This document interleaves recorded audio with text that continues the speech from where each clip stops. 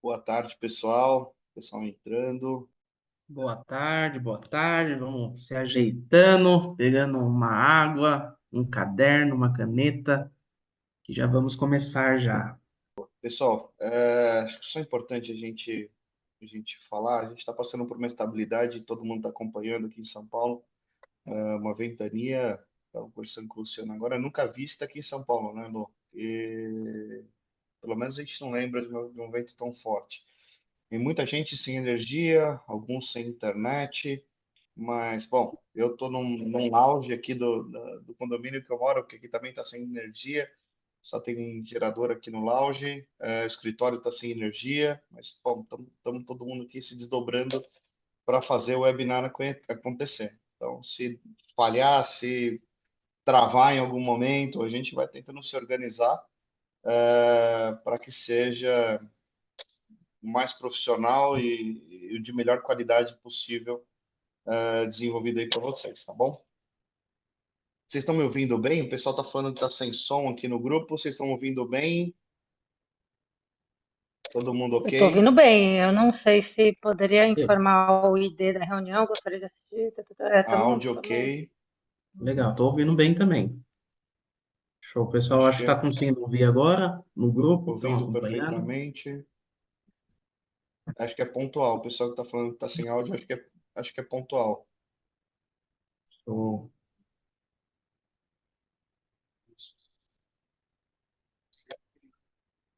O pessoal que está com alguma dificuldade, só clicar aqui no áudio, na parte inferior, lado esquerdo, ele habilita o áudio. Se tiver alguém com problema para escutar. Mais 2 minutinhos a gente já começa.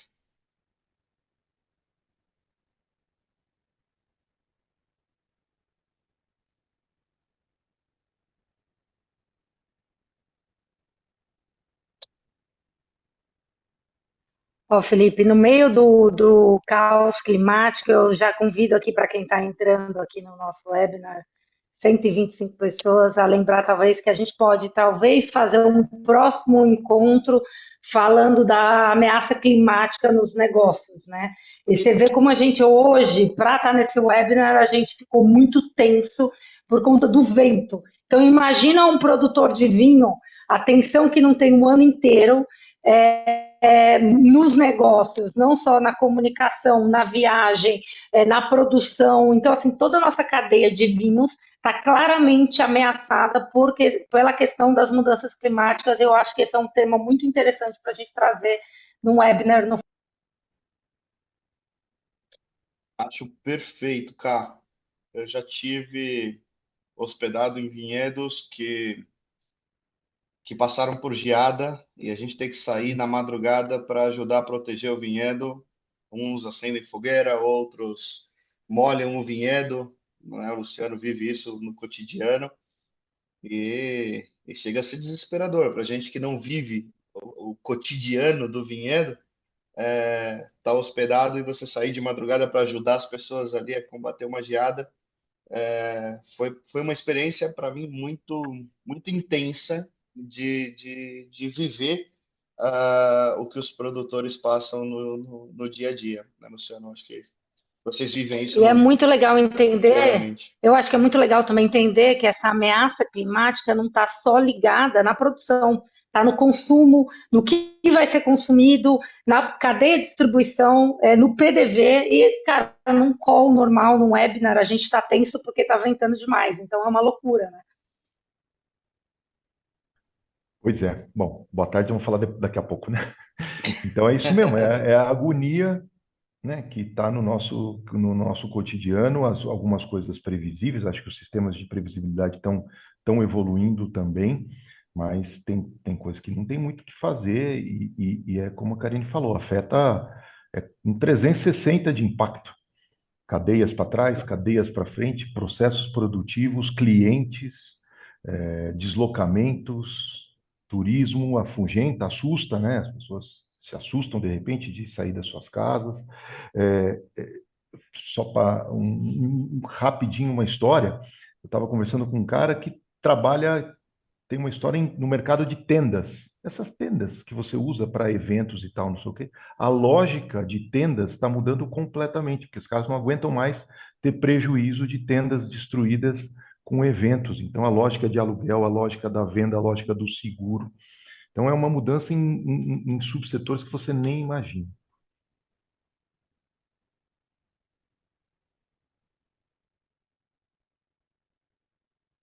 Bom, vamos começar? Joia. Lucas, com você. Vamos iniciar então? Estão me ouvindo? Legal, voltou. Então, muito boa tarde a todos que estão aqui. A gente quer agradecer primeiro pela presença, pelo tempo que vocês estão dando para nós, de estarmos nós juntos aqui para discutir sobre esse webinar sobre 2026. Para quem não me conhece, eu sou o Lucas Lima, trabalho aqui na Ideal, que hoje é a maior empresa de informações e consultoria do mercado de vinhos e espumantes no Brasil. E o mais interessante é que o mercado de vinhos é feito de histórias, mas a história que 2026 conta para nós é um pouco inédita. Então, nós estamos aqui diante de um paradoxo que quase nós batemos o recorde de sell-in de vinhos, de espumantes no Brasil. São praticamente 54 milhões de caixas de 9 litros. E, ao mesmo tempo, nós temos uma oportunidade tão clara da reforma tributária, o acordo com a União Europeia. Então, tudo isso nós vamos ver aqui hoje. E antes da gente avançar, um recado importante, a gente sempre prioriza que o webinar ele seja interativo. Então, aqui embaixo tem um chat e também tem o QA, que é para vocês fazerem perguntas. Então, nós vamos aqui selecionar as perguntas mais estratégicas e ao longo do evento, eu vou parando o evento e fazendo a pergunta para esse time sensacional que nós temos aqui. Então, nós vemos aqui, brincando com a parte da tempestade, né, da ventania, nós temos aqui a tempestade perfeita. Mas a gente sabe que algumas tempestades, alguns naufragam e outros descobrem novas rotas. Então, para mapear essas rotas, a gente trouxe um time de elite.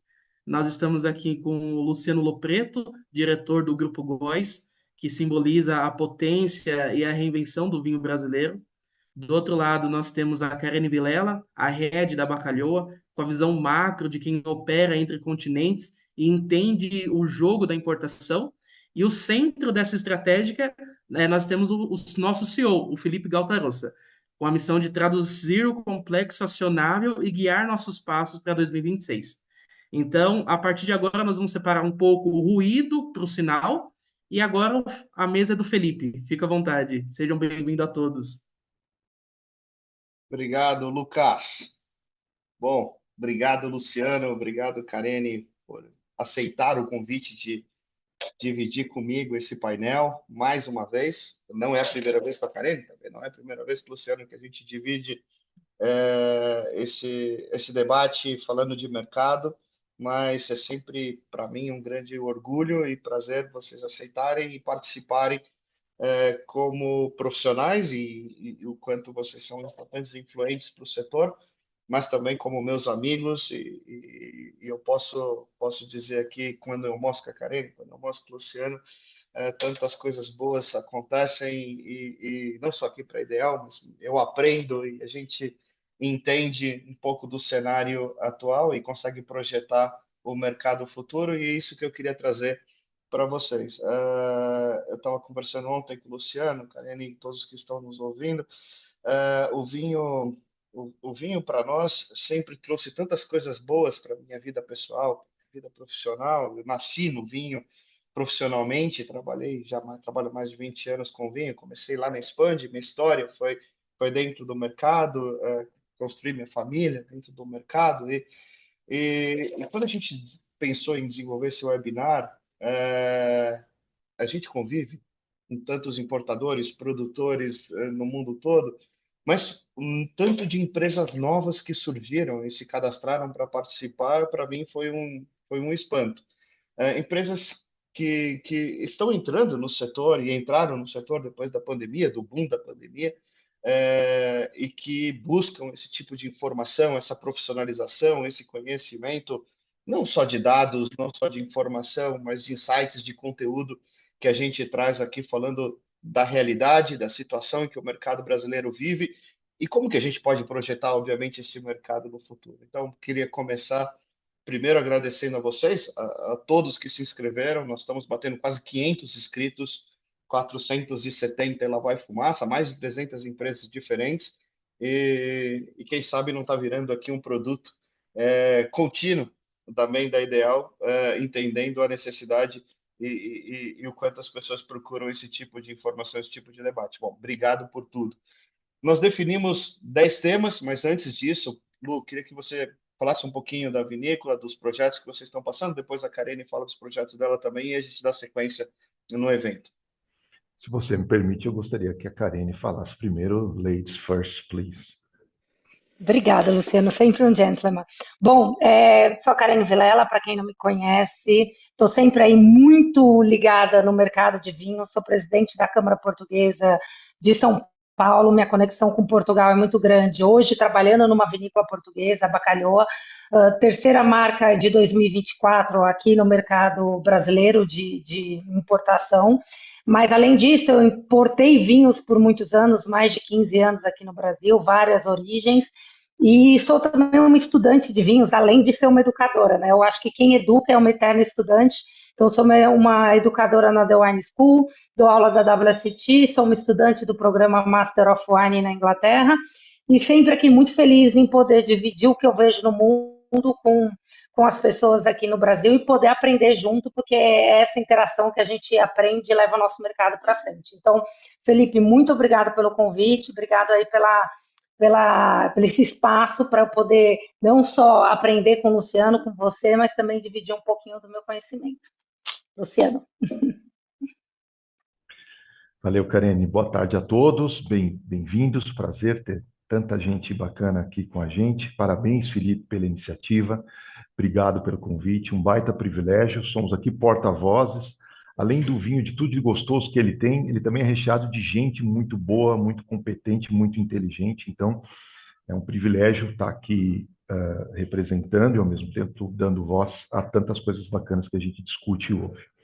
Eu sou o Luciano Lopreto, então, de área comercial do Grupo Góes que vem passando por evoluções. Então, a gente fala em grupo porque a gente tem a Vinícola Góes como sendo a principal empresa do grupo, dedicada ao seu portfólio tradicional, presença no varejo, uma das marcas líderes, com marcas líderes no varejo. Lançamos recentemente a Vinícola Filosofia, que vem para comportar o que são os vinhos de inverno, o portfólio premium, até um pouco na tendência que vai passar por esse webinar da premiumização que a gente tem vindo. Então, a gente vem com uma vinícola diferente, com posicionamento, com uma narrativa específica do que é o portfólio premium, os vinhos de inverno. A própria Casa Venturini, que o Grupo Góes tem 50%, além de negócios com cereais, imóveis, varejo e etc. Então, esse é o nosso negócio. Eu estou nessa brincadeira em outros momentos, em outros setores. Na minha carreira, passei por Ambev, passei por Grupo Votorantim, Coca-Cola, a Natura, onde eu dediquei 8 anos da minha vida. Estou há 11 anos aqui com o Grupo Góes. Orgulhoso de estar aqui no meio de tanta gente boa, seja aqui na nossa empresa, seja nesse segmento, que estar com vinho, tudo fica mais gostoso com vinho. Eu descobri tarde demais, mas nunca é tarde. Então, vamos que vamos. Maravilha. Pessoal, vamos lá. Então, nós definimos 10 temas. A gente tem aí um tempo estimado para o webinar de cerca de 60 minutos, então dá mais ou menos 6 minutos por tema. Eu vou direcionando o tema para o Luciano e para a Karine, mas isso não impede, Luciano, que você comente em qualquer momento, e a Karine também em qualquer momento, e o Lucas também traga alguma pergunta do pessoal que está participando com a gente. Bom, primeiro tema que nós definimos foi a maior oferta de vinhos no Brasil. Bom, o mercado brasileiro é um mercado que o mundo inteiro pegou o canhão de luz e direcionou para o Brasil. A gente passa por situações diversas, né, no mundo inteiro, uma redução de consumo na Europa, queda de importação da China, uma preocupação tributária com os Estados Unidos.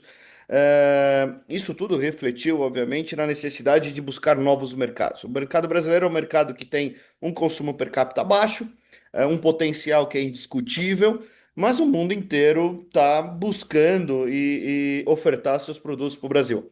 Para o Chile, nós somos o maior destino, para a Argentina, o segundo maior destino, para Portugal, o terceiro maior destino, e o Brasil passa em poucos anos de sexto para terceiro, e a gente tem visto essa intensidade dos produtores mundiais em mirar o mercado brasileiro, em olhar o mercado brasileiro.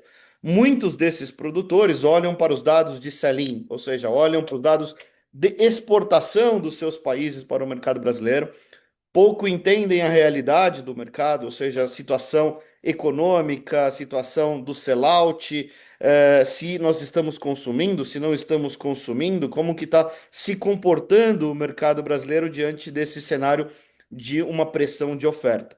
Então, Luciano, eu queria que você comentasse um pouco sobre isso nessa tua visão global do Brasil, passando por esse momento que é importante para o mercado brasileiro, mas também essa relação com a indústria nacional. Pois é, Felipe, você listou bem, é um conjunto de fatores, né? E a gente entende posicionamentos de grupos internacionais quando olham aqui para os potenciais que a gente tem, né? Acho que o baixo consumo per capita, a longa estrada que o vinho pode percorrer aqui na nossa sociedade.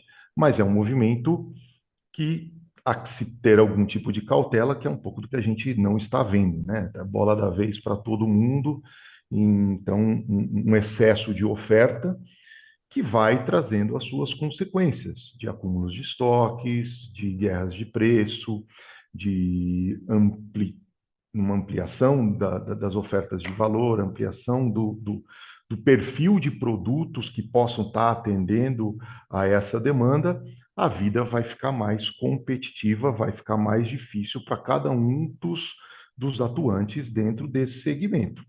O desafio faz parte de qualquer empresa, de qualquer negócio. A questão é cada vez mais importante que os atores que decidem atuar no Brasil possam entender o nosso contexto e saber a dose certa de capturar essas oportunidades, porque senão a gente sai num tiroteio onde todos perderão e mais do que isso, que se possamos unir esforços para fazer de fato essa pizza crescer. Eu vejo muitos esforços individualizados no que diz respeito às suas estratégias. Quanto mais a gente puder trabalhar junto na famosa ampliação da pizza, na cultura do vinho, na cultura de beber vinho, dedicar tempo de qualidade para isso, entendo que seremos mais bem-sucedidos, cada um aí sim com seus negócios. Karine, eu queria que você comentasse um pouquinho também, que eu acho que não foi falado, mas Karine faz parte também do consulado português. Tem um Da papel Câmara importante de da Comércio. Câmara do Uhum. Comércio, Câmara de Comércio de Uhum. Portugal no Brasil. E além dessa maior procura dos produtores brasileiros dos produtores portugueses pelo mercado brasileiro, a gente tem e se intensificou a questão do acordo União Europeia com o Mercosul. Esse acordo foi aprovado em dezembro. Existe uma expectativa muito grande para uma eventual assinatura agora em dezembro, né? Ele foi aprovado em dezembro de 24. Existe uma expectativa para assinatura esse ano. E eu sei que você está muito envolvida com isso. Essa questão do acordo também influencia a tomada de decisão dos produtores europeus, mas estou falando de Portugal especificamente pela tua presença na Câmara, e o quão importante seria para Portugal ganhar esse espaço, ou ganhar mais volume do mercado brasileiro, equilibrando a questão tributária aos vinhos sul-americanos. Queria que você falasse um pouquinho para a gente sobre isso, Cá, por favor. Bom, essa pergunta dá uma dissertação, né? Mas eu vou tentar ser mais breve possível. Assim, a verdade é que, primeiro, dentro da Câmara de Comércio em Portugal, eu vejo que tem uma visão muito grande dos players internacionais no Brasil, que começa com uma palavra, é escala. Né? A gente esquece que o Brasil tudo é possivelmente escalável. Então as pessoas olham a dimensão do Brasil e pensam, cara, todo mundo bebe vinho, eu posso vender lá. O pessoal esquece que a cultura do vinho ainda não existe, que o consumo é muito baixo, né? Porque se for escala por escala, os BRICS, né? A gente sempre foi a bola da vez no mundo do vinho pela nossa dimensão. E a gente acompanhava ali a China, a Índia, a própria Rússia, mas a cultura não acompanhava o tamanho da escalabilidade. Então, a primeira coisa que eu falo com um exportador português ou europeu no geral é: veja, a gente tem escala para alguns produtos, mas para vinho tem que criar cultura. E para criar cultura, precisa ter acesso. E para criar acesso, de certa forma, a gente precisa de ter uma indústria local, com incentivo local, para fazer um vinho competitivo o suficiente para ter escala, e a importação com menos protecionismo. É um jogo duplo. Né? O acordo da União Europeia com a Mercosul é um papo de quase 30 anos. Né? Para quem não acompanha, esse papo é muito antigo. E vejam, quem está aqui nessa turma aqui, quem é do mundo do vinho, gente, a gente aqui no Brasil não vai ser decisivo para o acordo. Então, não adianta a gente discutir, a gente quer, não quer. Cara, tem um agronegócio, tem negócios muito maiores que o vinho dentro do Brasil. Né? O próprio Felipe tem ali 1% do nosso PIB, né? Nem 1% do nosso PIB é movimentado com o mundo do vinho. Então, assim, a discussão não está na mão de quem trabalha com vinho, está na mão de quem trabalha no vinho na Europa. Para a Europa é simpático o acordo, e veja, só é simpático agora, porque o Trump mostrou para o mercado que essas guerras tarifárias podem não só acontecer com os Estados Unidos, como pode acontecer com todos os outros mercados. Então, assim, o acordo sim tinha sido aprovado ano passado o texto, mas quando aprovou o texto, voltou para cada nação revisar. A gente tinha duas nações muito contra o texto, que era a Itália e a França. E a Itália e a França não estão repensando um acordo por conta do vinho, estão repensando por conta de toda essa guerra tributária que a gente viu e a gente foi espectador no começo do ano. Né? Então, o efeito Trump foi um efeito decisivo para o acordo acelerar, né, para dar uma acelerada. E eu vejo nas reuniões que eu estou com os consulados europeus, com as câmaras europeias, que assim, tem fé política agora para isso acontecer rápido. Então, a reunião vai ser dia 20 de dezembro. Se for assinado o acordo, não significa que tudo isso vai ser resolvido de uma hora para outra. Assinando o acordo, a gente ainda tem um trial aí de 1 ano para todo mundo, cada nação, dar uma olhada ali em todos os âmbitos do acordo, para depois retornar e isso começar a ser implementado de forma faseada.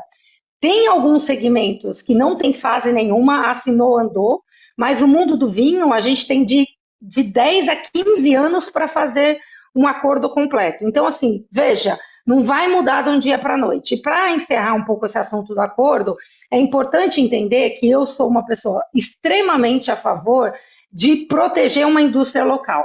A gente tem que proteger, mas não existe histórico dentro de quem protegeu demais que cresceu como nação, porque exportar e importar tem que ter ali uma condição favorável para essas grandes nações crescerem. Então, você vê que hoje grandes hubs de negócio no mundo são grandes exportadores e importadores no mundo, né? E o Brasil tem que deixar aumentar essa capilaridade da cadeia de fornecimento para também o negócio andar. Então, assim, os produtores brasileiros têm uma coisa, não, vai entrar produto europeu e vão ser concorrentes da gente e a indústria vai quebrar. Gente, vai entrar fornecedor, vai entrar barrica, vai entrar rolha, vai entrar garrafa. E a cultura de vinho pode aumentar. E a cultura aumentando, eu conecto com o que o Luciano falou. Eu aumento o bolo para as pessoas dividir. Né? E sem contar os potenciais joint ventures que podem acontecer se a gente for mais aberto para esse acordo. Né? Mas, de novo, não é a gente que vai ditar o acordo, são outros segmentos. Então, a gente tem que saber, e eu acho que o convite aqui para um importador de vinhos, para uma pessoa no mundo do vinho, o convite é em que medida isso vai impactar o nosso negócio hoje. Portugal já está muito bem posicionado, mas vai ter que tomar muito cuidado com Itália e com Espanha, porque vai vir de arrasta, essa é a verdade, vai vir de arrasta. A galera que nunca vendeu vai vir vender. E assim, quem está investindo, e a Vini Portugal e os produtores portugueses estão se preparando, porque estão fazendo o quê? Estão investindo. Então é o que eu falo para todo produtor, cara, você quer se posicionar no Brasil e se manter, investe agora, a longo prazo, e não pensa que vai ser uma coisa de um dia para a noite, que isso não vai dar certo. Então essa é a visão que eu tenho hoje, E eu falo isso para todos os exportadores de vinhos na Europa. Cara, investir no Brasil não é um tiro. É, é um caminho de 10, 15 anos para você ter uma marca dentro de um país como o Brasil. Cara, eu tô totalmente de acordo com você. A única coisa que me chama a atenção, eu acho que a partir do momento da assinatura do acordo, a gente já tem uma mudança de chave por parte dos players, que atuam no mercado brasileiro. Eh, Tanto os importadores, seja supermercadista, seja importador, distribuidor, vai acabar olhando para o mercado europeu para poder se assegurar de marcas potenciais que podem estar no mercado brasileiro, além, obviamente, das que já estão, mas buscando esse posicionamento de forma antecipada, porque a correria atrás desses produtores será gigante. Ô Eh, Felipe, o impacto psicológico desse acordo vai ser bom e ruim. É ônus e bônus. Porque vai ser o bônus da galera, tipo, que bom, né? Vamos importar coisa diferente. E o ônus de muita gente que nunca teve aqui achar que o Brasil é um passeio. Isso é Brasil, isso não é um passeio. Né? Então, acho que a gente tem que moderar o impacto psicológico desse acordo. Eu acho que, bom, o resultado final dessa equação vai ser uma redução do posicionamento de preço dos vinhos europeus no Brasil, porque você não tem o imposto de importação, mesmo que de forma gradual, esse imposto de importação até 2033 tende a sumir. E aí você equipara um pouco esse produto europeu, e aí em específico de Portugal, e Espanha tem muito potencial para isso, que é ter uma condição de preço mais competitiva com a indústria chilena, que é uma indústria hoje de maior pressão de preço no mercado brasileiro. Então, eu acho que começa ou aumenta uma guerra de espaço e de preço que hoje já existe pela pressão exercida principalmente pelo Chile, depois da queda da China, que tiveram que intensificar o mercado brasileiro, tiveram que crescer no mercado brasileiro para recuperar parte dessa queda, mas começam a também sofrer, e a gente vive hoje uma situação de overstock do Chile, em que os produtores estão cortando vinhedo, plantando cereja, porque não tem para quem vender vinho. Então, isso é uma notícia que vai mexer com o mercado em todos os segmentos, inclusive em relação ao produto brasileiro, porque aumenta a pressão de preço também sobre a indústria nacional. Então, a partir da assinatura, e essa assinatura prevista para o dia 20 de dezembro, eu acho que muda o planejamento estratégico de todo mundo, porque também ninguém planeja só 2026, tá? Todo mundo planeja 2026, mas planeja 2030 e planeja 2035. Então, a partir de dezembro agora, a partir do final desse ano, tudo pode mudar. Concorda?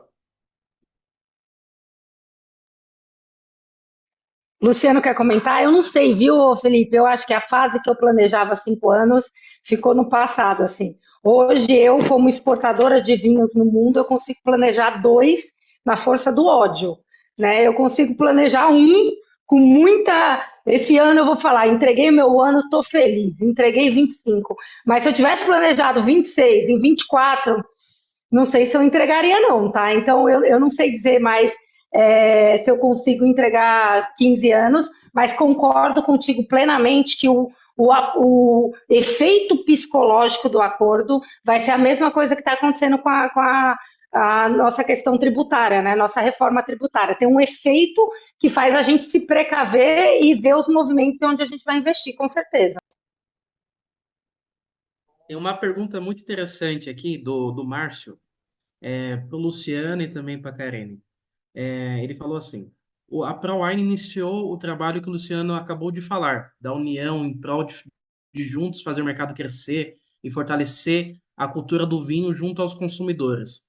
Luciano, o que que você pode falar sobre isso, da ProVinho? Não,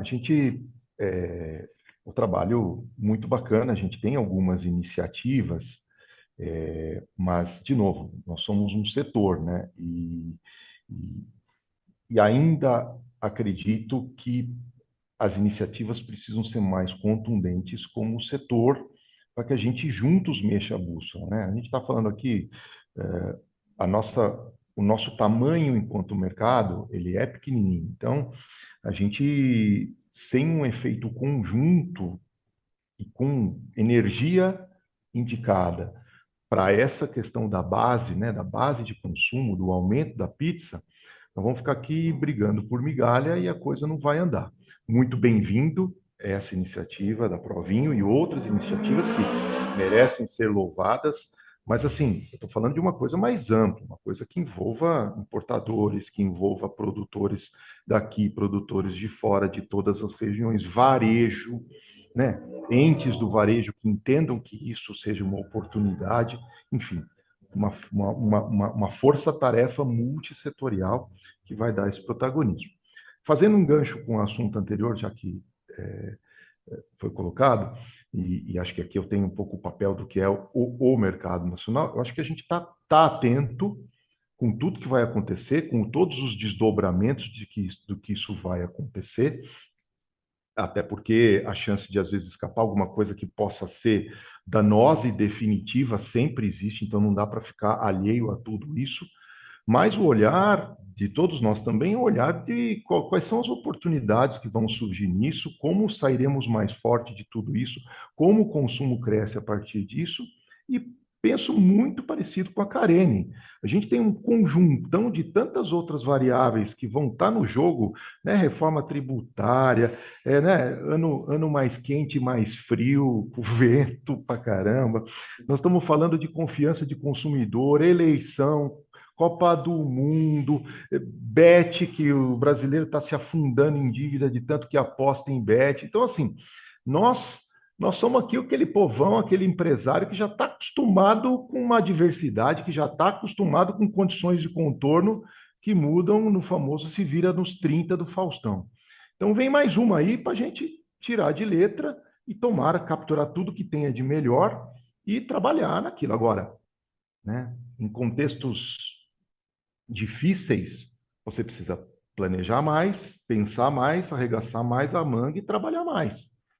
Será difícil e será desafiador para todos. Vamos embora. E qual que é a opinião de vocês? Tem uma outra pergunta também do Márcio, complementando. O acordo Mercosul e União Europeia também pode ser uma oportunidade para o vinho brasileiro se posicionar na Europa com maior facilidade? Essa eu vou deixar para o Luciano. Assim, eu Essa é vou o falar minha Luciano visão de que responde. europeia.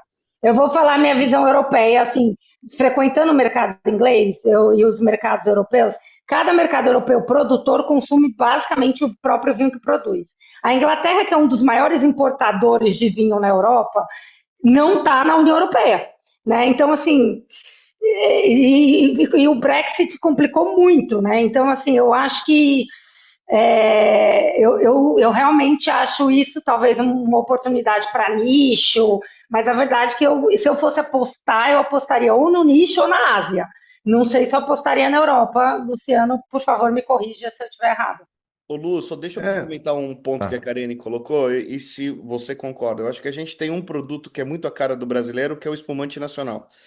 Se esse é o carro-chefe da exportação, a gente sabe que tem exportação do vinho de mesa, apesar de ser o Paraguai o maior destino das nossas exportações, e se engana quem acha que esse produto vai para o Paraguai e volta para o Brasil. Não, ele é consumido no Paraguai. Mas se o vinho de mesa, na tua opinião, é o maior impulsionador desse crescimento da exportação brasileira? Não, acho que o vinho de mesa, não. E, de novo, né? São nichos. Desculpa, o espumante é o maior Ah, nicho. bom. Ah, bom. O espumante, sim. Especialmente lá fora, especialmente pelo valor agregado, né? O tanto que ele é percebido com o seu valor agregado e vai posicionando a gente não só como qualidade de produto, mas como uma coisa que é a cara do Brasil, pela alegria, pelas borbulhas e tudo que representa um momento de consumo, uma ocasião de consumo do espumante. Eu penso também parecido, e, de novo, certamente uma ou outra oportunidade vai aparecer, alguns caminhos que hoje talvez sejam mais difíceis podem estar facilitados, mas achar que nós vamos ter uma via de mão dupla em relação a vantagens e oportunidades, eu acho que é um pouco demais. Haverão espaços para os nichos, os mercados consolidados de consumo de vinho, a gente vai ter aquela oportunidadezinha aqui ou ali, mas, como a Karine falou, a cadeia produtiva, eu acho que digo, insumos, benchmarkings, trocas que se façam sentido, estar mais perto, né, produtores nacionais e produtores europeus, para a gente ganhar quanto setor, eu acho que vai ser também tão importante quanto essas eventuais oportunidades pontuais. Boa, vamos partir para o próximo tema e a gente vai trazendo os temas antigos e somando aos novos. A gente está vivendo esse ano, o mercado brasileiro, eu vou colando aqui do meu tablet, tá? O mercado brasileiro de vinho em 2025, a gente está projetando um crescimento de 6% no sell-in, atingindo 54 milhões de caixas de 9 litros. No entanto, a venda direta no sellout e mapeando o sellout varejo, falando de supermercado e atacarejo, a gente está com uma queda em torno de 1,8%. Então, ou seja, a gente cresce a oferta, cai a demanda no nosso principal canal, que é o varejo.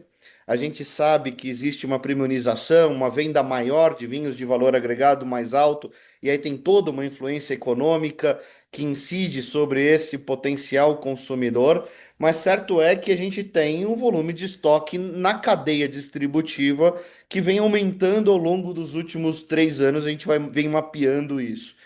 Não só no varejo, mas nos elos que intermediam a cadeia de distribuição, principalmente falando de distribuidores.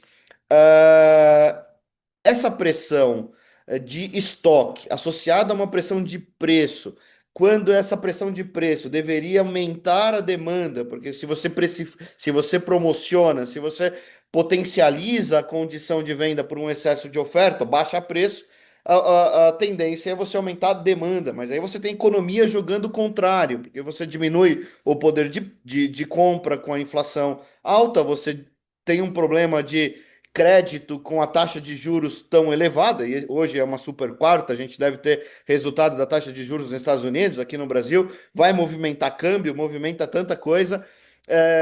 Como que vocês veem o comportamento do mercado diante desse sobreestoque e essa notícia, todas essas notícias que a gente está colocando aqui como fator que pressionam o mercado?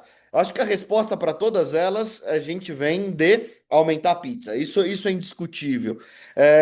Aumentar essa pizza não é da noite para o dia.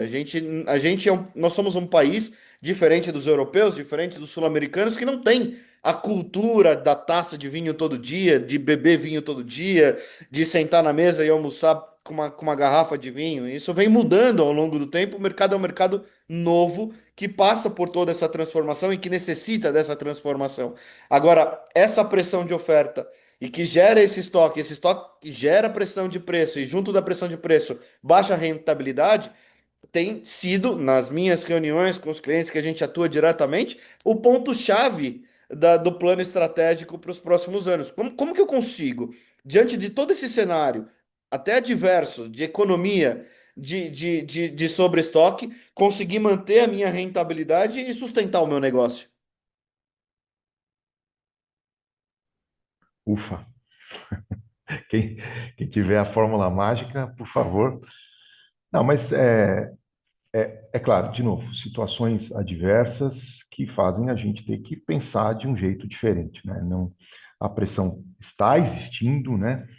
E é claro também que ela repercute nos negócios de cada um de maneira diferente. Você tem sempre, lógico que o mercado como um todo traz as suas conclusões e traz os seus impactos, mas sempre tem oportunidades com determinados segmentos, com determinados geografias, com determinadas questões, né? Tudo isso acontecendo num ano, né? Tive numa, num evento que se falava de muitas coisas, né? E você olha o gráfico da temperatura média do estado de São Paulo nesse ano, ela foi bem abaixo, né? Então deveria ser um ano onde o consumo poderia estar favorecido por essa questão de temperatura, e a hora que a gente vê o dado consolidado, não é. Nós aqui não temos muito do que reclamar do que está sendo o ano, outras vinícolas a gente sabe que também estão tendo bons desempenhos, outras têm sofrendo mais.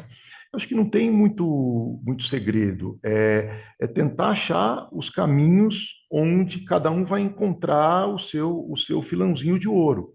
A armadilha para entrar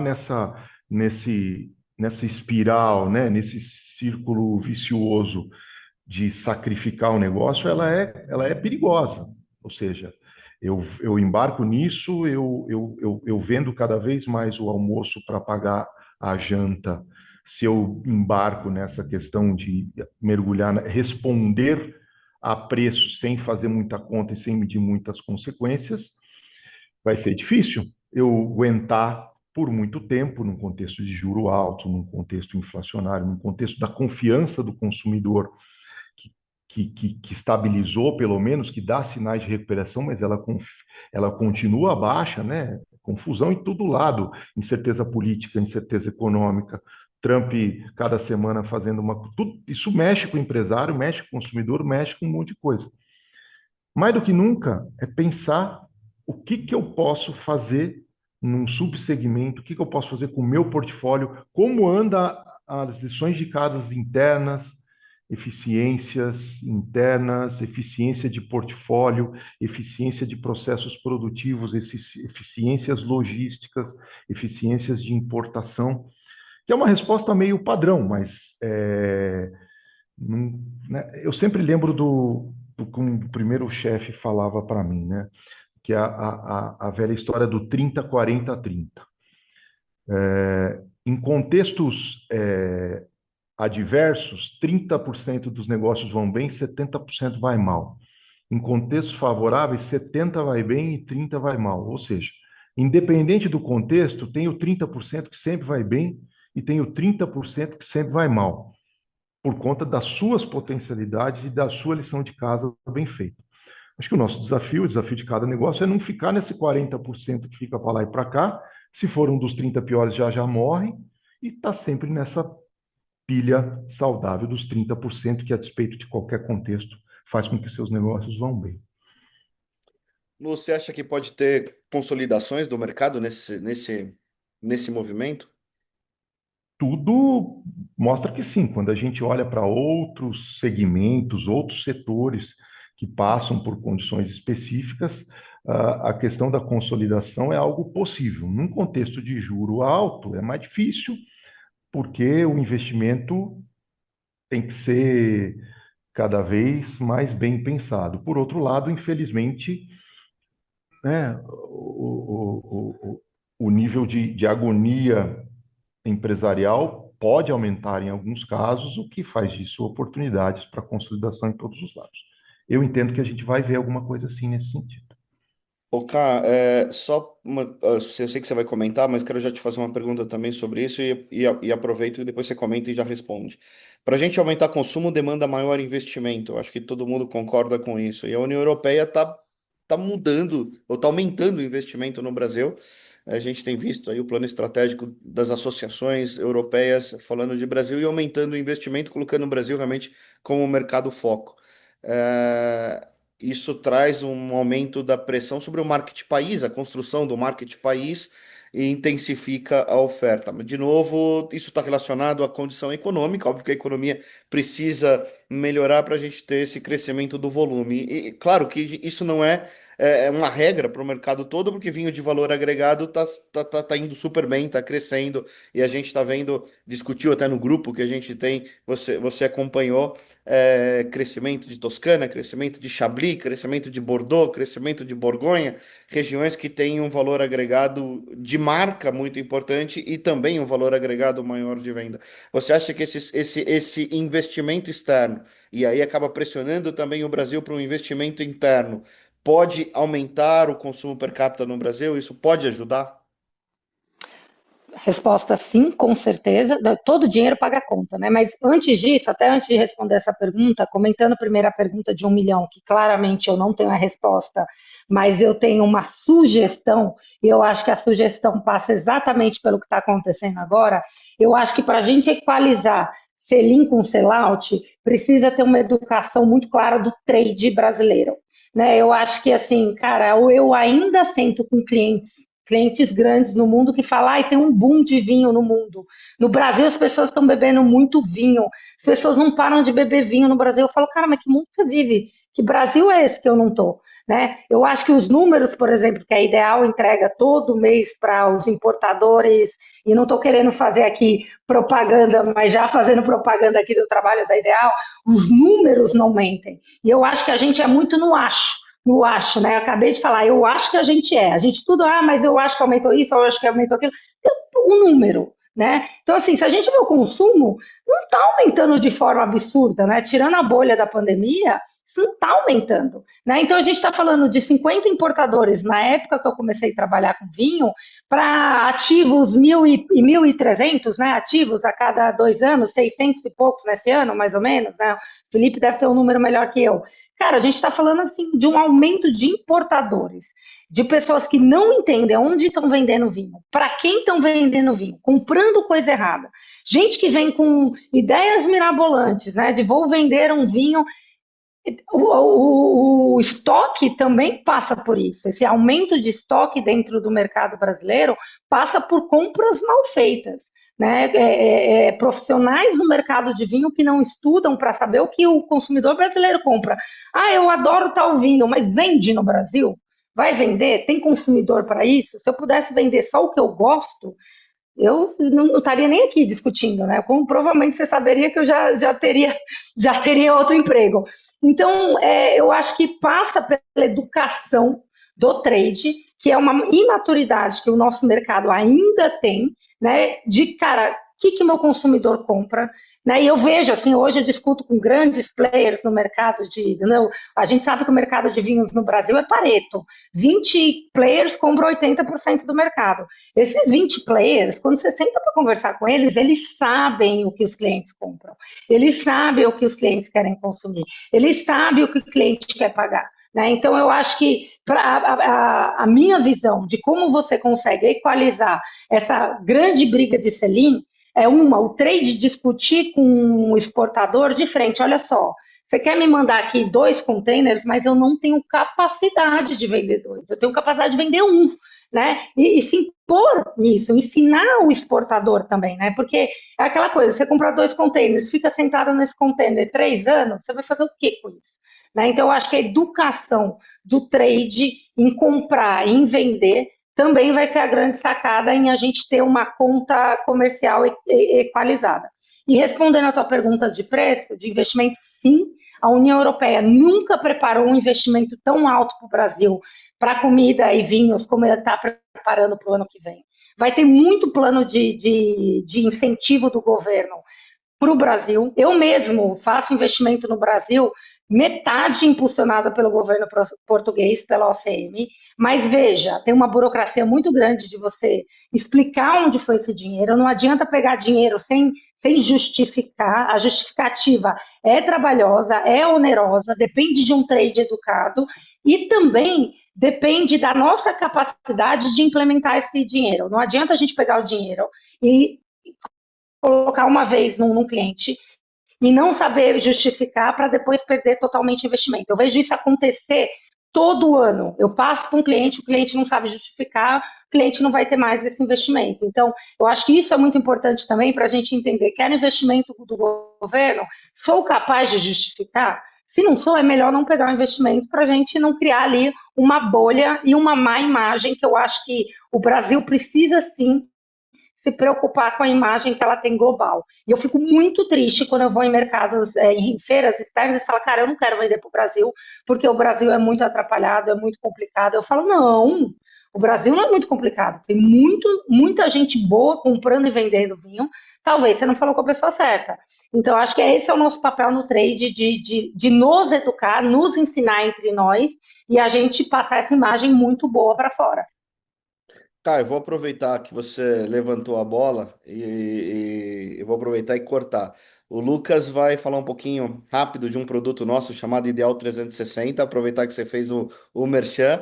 E aí, o próximo tema que a gente vai falar em seguida é a reforma tributária. E aí, eu acho que a gente junta todos esses assuntos para falar também dessa mudança do trade na reforma tributária. Pode ser? Bora lá, Lucas. Vamos lá. Só lembrando, pessoal, que vocês podem digitar a pergunta aqui embaixo também, tá? Quando eu acabar, eu faço uma pergunta que teve curtida aqui, que o pessoal está interessado em saber pro Luciano aí. Mas é realmente isso a nossa discussão, né?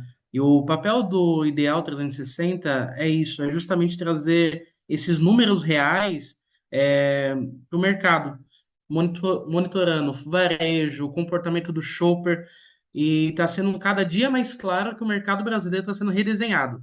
O que funcionava ontem, ano passado, ano retrasado, hoje você já não pode usar porque não funciona mais. Então a gente tem que ficar procurando novas estratégias. E é interessante com o material em mãos que a gente vive correndo atrás de São Paulo, ver que é o maior mercado, maior volume. Só que nesse último estudo que nós fizemos, Santa Catarina ficou em primeiro, com consumo per capita o dobro de São Paulo. Então, é isso que é interessante. A gente traz números para a nossa realidade, tira um pouco a ilusão do lado e traz a realidade para onde investir, onde errar menos, onde ter mais margem, e com isso a gente tem uma rentabilidade um pouco maior. Então, é isso. Os dados apontam uma revolução silenciosa nos vinhos brancos. Né? Desses anos para cá, cresceu 7 pontos percentuais. E, como o Luciano comentou anteriormente, a explosão dos espumantes nacionais. Então, são várias oportunidades que a gente entrega para vocês através de um dado tático, onde a gente deixa um pouco o feeling de lado e vocês têm realmente essa informação, essa consultoria do seu lado. E aproveitando, fazer uma pergunta para o Luciano, do Flávio. É, de que forma a indústria brasileira de vinhos, principalmente as vinícolas pequenas, você acha que conseguirão se adaptar a essa nova fase do mercado? Sabendo que hoje já sofre com a comparação de preço, que nem sempre reflete na mesma qualidade dos produtos. Então ele está perguntando aqui, como que vai ser a realidade dele no mercado, sendo que a qualidade dele é superior, né? E mais tem a briga de preço aí. O que você acha, Luciano? Luciano, Karene? Eu acho que é um pouco daquilo que a gente tem falando, né? Cada um de nós, com seus negócios, grandes ou pequenos, vão ter que encontrar os seus nichos, vão ter que encontrar uma proposta de valor que possa encantar tanto o consumidor final quanto o trade, que é o grande responsável por fazer isso chegar até lá à ponta. Nós temos uma parte importante do nosso negócio aqui no Brasil que diz respeito à venda que a gente faz aqui na porta, com o enoturismo, com a pessoa que vem até os nossos espaços. Então, promover experiências, promover encantamento, promover aquilo que vai fazer com que aquele consumidor possa ter a sua marca num cantinho especial da memória e do coração, são caminhos que cada um tem, seja mais longevo aí na, na vida do vinho, seja mais novo, para ir marcando aquele pedacinho e ir crescendo sem, de novo, assim, brigar por preço faz parte de qualquer segmento e de qualquer lugar e vai ser inevitável na vida empresarial de todo mundo e não será diferente. Mas a luta por preço, ela é cruel, ela é perversa e ela não é saudável no médio prazo. Então, as formas de diferenciação é que vão ser os grandes sacadas aí de cada um, na minha visão. Boa. Bom, acho que a gente entra em um outro tema bem complexo, mas necessário, pensando em planejamento estratégico, que é a reforma tributária. A reforma tributária que já foi aprovada, inicia agora em 2026, uma forma ainda de, como próprio governo está dizendo, ainda é um teste, porque vai iniciar realmente em 2027. Mas a gente tem alguns pontos que são positivos e outros que preocupam. Um lado positivo, a gente tem o fim do ICMS e da ST, então a gente tem uma condição de nivelamento de preço em todos os estados do Brasil. E a gente tem, na questão da importação, a gente também elimina todos os impostos, menos o imposto de importação. Então, mantém o imposto de importação e elimina todos os outros, ou melhor, não elimina, mas transforma no que ele tem chamado de IBS e tem um outro nome também, me fugiu agora aqui, IBS e CBS, né, que são os dois impostos que funcionam como IVA. Então a gente tem essa condição nacional de ter uma estabilidade de preço nacional. Acho que é um lado positivo. A gente tem um outro lado positivo que os créditos só serão adquiridos a partir do momento do pagamento real dos impostos determinados, ou seja, não tem mais nenhum tipo de fraude tributária. Ou acúmulo de impostos que possam provocar uma redução de preço, uma dificuldade de competição de preço por não pagamento de um tributo, mas que está gerando crédito por um outro lado. E a gente tem uma mudança muito importante também na questão dos trades, né? Acho que é importante a Karine comentar isso, que acaba o benefício fiscal para as trades. E aí é uma condição das trades também se reinventarem no mundo do vinho. A gente tem visto muitas delas virando distribuidor, porque, bom, sem o benefício fiscal diminui muito a rentabilidade da operação. Então a gente vive não só no cenário, não toda essa influência que a gente está falando de cenário econômico, mudança de mix de produto, o que a economia provoca no mercado, pressão de oferta, acordo União Europeia-Mercosul, mas também o movimento interno que tende a mudar todo o tabuleiro do jogo do mercado de vinho no Brasil. Eu queria que vocês comentassem um pouquinho, acho que é importante os dois comentarem sobre isso, dos impactos da mudança tributária no mercado brasileiro. Bom, eu acho que o que eu posso começar falando assim, até achei interessante que o Moisés perguntou, cara, o que é essa sazonalidade de consumo em Santa Catarina? Né? Por que Santa Catarina é um consumo per capita tão alto? E eu acho que está muito ligado com essa questão tributária, né? Grandes lugares que... E Santa Catarina foi muito inteligente, o Estado, que trouxe muitos incentivos fiscais, e a industrialização do Estado foi muito grande, atraindo muita riqueza, consequentemente dinheiro e capital possível para investir num mercado que ainda não é um mercado, é um produto que não é cotidiano, né? Então, eu acho que se explica muito porque Santa Catarina tem um consumo muito alto, porque a industrialização e os salários lá hoje em dia são muito mais altos que a média brasileira, né? A gente tem uma média salarial mais alta em Santa Catarina, por conta da falta de mão de obra, por conta de eu ter muita indústria lá. E isso conecta com a história da questão tributária, né? O fato de alguns estados no futuro, né, a gente está falando de uma reforma que vai escalar até 2033, perder os incentivos faz com que aquele modelo de negócio das trades, que eram baseadas só no incentivo, a médio prazo, a longo prazo, vai morrer. Mas o que eu tenho visto é que quem nasceu baseado no incentivo, hoje não é um incentivo que leva a crescer. Tem várias trades aqui, que até alguns clientes meus na live, que eu entendo que hoje eles conseguiram pivotar o negócio deles para terem uma distribuição extremamente capilar, e o que vai fazer eles ganhar no futuro com essa reforma é a capilaridade e eles terem virado distribuidores, eles terem ali facilitado a vida de um on-trade pequeno, né, de uma cadeia de restaurante, de um supermercado que sozinho não poderia importar, né? Então a gente sabe que isso vem desde da época que a gente mudou o IPI, desde que a gente teve a substituição tributária, o mercado de distribuição no Brasil mudou muito. Antes a gente tinha muito distribuidor, hoje a gente tem a rede varejista e os supermercados importando muito. E eu acho que o jogo da reforma tributária vai poder alocar quem importa, né? Quem vai importar e para quem vai vender, sobreviver independente. E eu já falei com vários escritórios na Câmara Portuguesa sobre a reforma e a resposta é unânime. Cara, ninguém vai pagar menos. A gente só vai mudar o contexto de como a gente chama, o fluxo.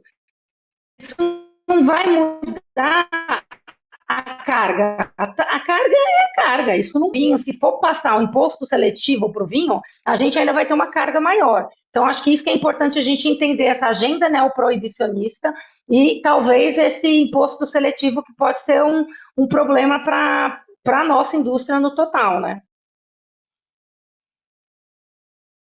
Está mudo, Felipe.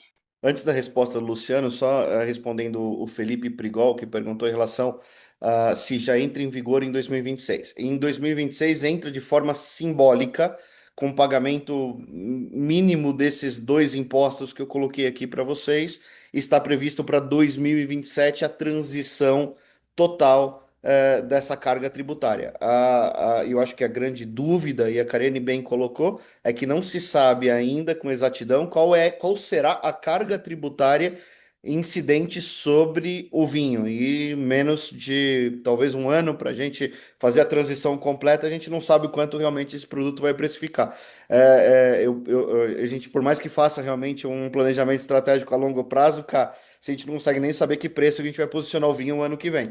Então, sem dúvida, tem toda essa dificuldade. Luciano, por favor. É, é, a gente escuta um pouco isso que você comentou, mas há que tomar algum cuidado com essa coisa que é só o começo, que é só um appetizer, que pode ser que não seja tão assim. Acho. Nós estamos falando de uma reforma, e aí, né, lá estamos nós, sem tempo para fazer muita coisa, mas bota energia para entender essa bendita e os impactos dela, né? A gente tem escutado bastante a questão dos controles tributários que serão intensificados, né?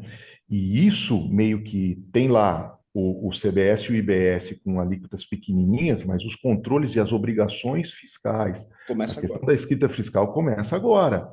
E quando a gente fala em intensificação de controles, a conformidade fiscal de cada negócio, ela passa a ser imprescindível. Então, assim, daqui a pouco você vai começar a estar não conseguindo faturar por não cumprir determinada conformidade fiscal, e isso pode acontecer rapidamente. Ô, Luciano, eu acho um ponto inteligente, máximo que você está trazendo, mas eu acho importante a gente lembrar que num mercado que tem gente séria que é penalizado hoje, que hoje quem paga imposto direitinho é penalizado, porque É, quem cresce é quem não paga, quem é isso cresce é aí. que negligencia. Eu acho que esse controle vai ser. Os humilhados vão ser exaltados, porque o Exatamente. momento que a gente paga tudo direitinho, o controle vai ajudar a gente a continuar fazendo negócios a longo prazo, na minha visão. É exatamente onde eu ia chegar. Então, quem está com a lição de casa mais atrasada em relação a toda a sua escrituração fiscal, é bom fazer rapidamente a lição de casa, porque não vai ter tanto tempo assim, porque não são tão coisas simples. A gente imagina uma seleção natural de negócio, porque tem gente que depende disso, a gente sabe que no nosso país ainda a sonegação ainda sustenta negócios e isso tende a diminuir, o que privilegia quem sempre faz as coisas direito.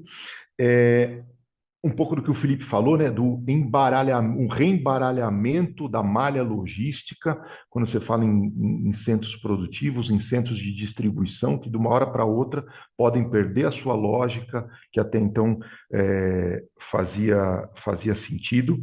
Então, eu acho que a gente tem que estar muito atento, os movimentos estão acontecendo. A outra coisa importante embora sejam nichos, mas a gente tem subprodutos da uva, como os sucos, como o cooler, que hoje tem ST e que a partir do dia 1º de janeiro deixam de ter ST e que, portanto, muda a forma como o varejo enxerga, precifica e considera os seus débitos e créditos em famílias de produtos onde ele não fazia débito e crédito.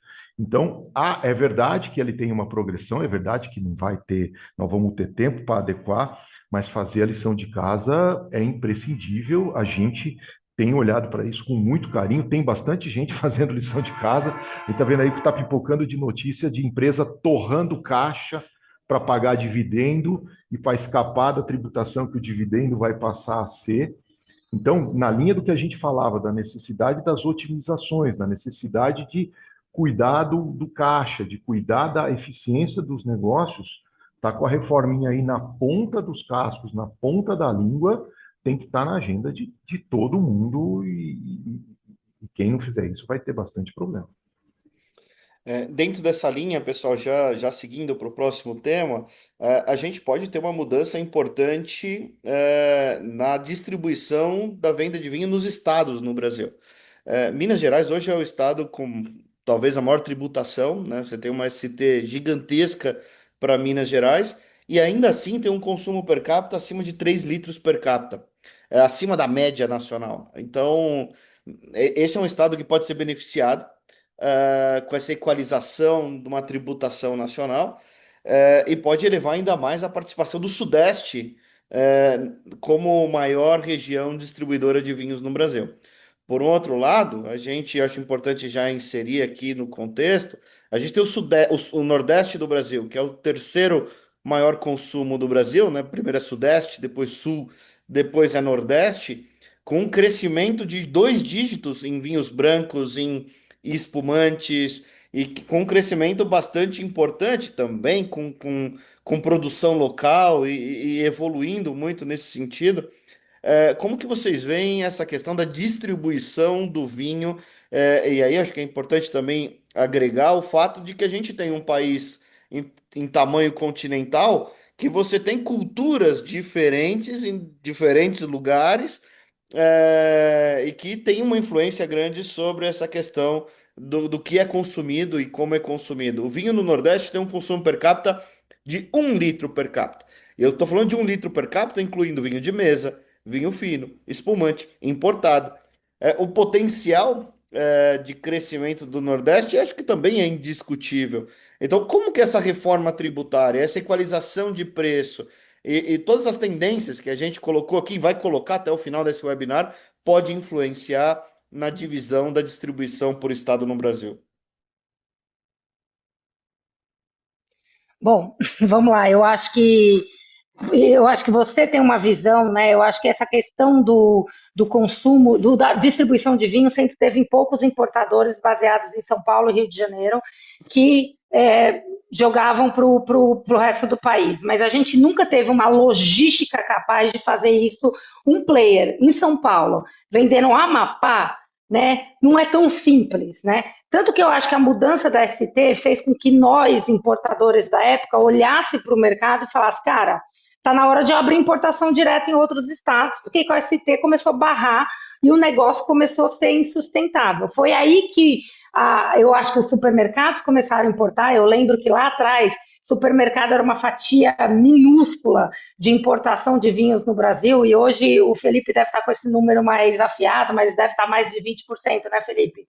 É, de importação do mercado. Você tem esse número fácil ou não? 23% é importação direta. 23%, é. Então, assim, o supermercado que não importava nada, agora importa 23%. Que foi aí que começou a cultura, no Norte, no Nordeste, né? E aí incentivos fiscais e tudo. Essa questão da cultura é engraçada. Eu que viajo o Brasil todo, eu chego em alguns estados, o Espírito Santo é ótimo nisso. Toda vez que eu chego no Espírito Santo, tá na moda um vinho que eu nunca ouvi falar.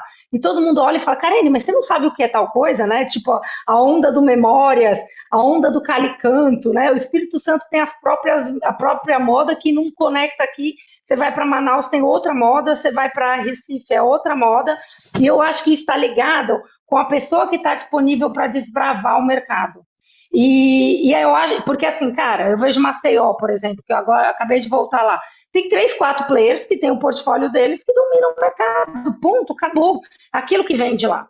Eu acho que a reforma vai poder ajudar esses players que já dominam o mercado a ampliar o portfólio. E aí sim a gente tem mais oferta e talvez mais oferta, mais consumo. Mas eu confesso que eu não sei qual que é a variável cultura que ainda vai implicar no consumo. Porque eu acho que a gente fala muito em distribuição, a gente fala muito em preço, mas a gente não fala de cultura. A gente não tem cultura de vinho. Eu fui dar uma palestra em São Roque, no vizinho do Luciano, para o Instituto Federal de Enologia do Brasil, né? Foi um curso de enologia, 50 pessoas na sala. Eu perguntei, gente, quem bebe vinho todo dia? Teve um casal que levantou a mão com vergonha. Então, assim, a gente não tem cultura de beber vinho todo dia. A gente ainda tem. E outra, sem contar com a demonização da cultura do álcool, que está cada vez mais disseminada, né? Tem a questão de várias variáveis aí, a ultra-saudabilidade, mil tendências que estão acontecendo, a própria agenda neoproibicionista, a agenda ultra contra bebidas, né? Eu acho que a gente tem que aí entender que a cultura é uma variável que eu não sei te responder se a gente vai conseguir aumentar o consumo só de ter vinho. Eu acho que tem uma questão muito mais que está ligada com o conector, que é a educação. Eu vi até uma pergunta aqui falando em relação à educação. Eu acho que está mais a educação da cultura e não do vinho. Eu acho que a gente se apega muito também a educar as diferenças de vinhos, regiões, terroir, e a gente fala muito pouco do consumo do vinho moderado, o que isso pode impactar também na sociabilidade, na questão também de mil coisas aí que a agenda neoproibicionista está tentando negar hoje, né? A questão até da saudabilidade, que já tinha sido provado cientificamente o quanto o vinho pode ser de forma moderada bom para a saúde. Hoje, cara, tudo caiu por terra. A gente tem até vergonha de falar isso.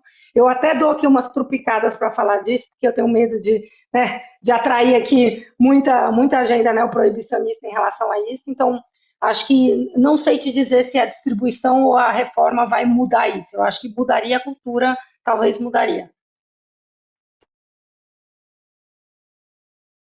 E vocês acreditam, fazendo uma pergunta aqui do Emerson, né?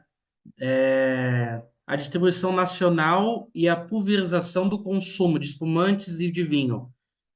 O marketplace também ajuda essa disseminação logística? Ajuda sim, né? Eles estão cada vez mais organizados, tecnológicos, eficientes e jogam a favor de uma cadeia completa que permita com que a última milha e o vinho, ou o que quer que seja, chegue mais barato nos extremos do nosso país, que é continental. Então, é sempre bem-vindo que existam, que essas eficiências sejam trabalhadas e estar próximo deles, eu acho que é uma oportunidade que a gente tem. Eu quero voltar e reforçar um pouco do que a Karine falou, dessa questão da cultura, e que passa por entender também se aquele potencial existe mesmo, né? Volto para aquela história do trabalho coletivo, do trabalho setorial, de incentivo dessa cultura do vinho, mas como é que é vinho tinto e o consumo frequente de vinho tinto ao redor da linha do Equador? Vai, para generalizar o que eu odeio fazer quando a gente fala, né? Então, assim, quanto que é fácil que o consumo per capita cresça ao redor da linha do Equador e quanto que é fácil do consumo per capita crescer aqui em outro lugar, né? Então, o número absoluto, ele pode remeter à oportunidade, mas também pode remeter que a gente, de repente, vai dar dando murro em ponta de faca.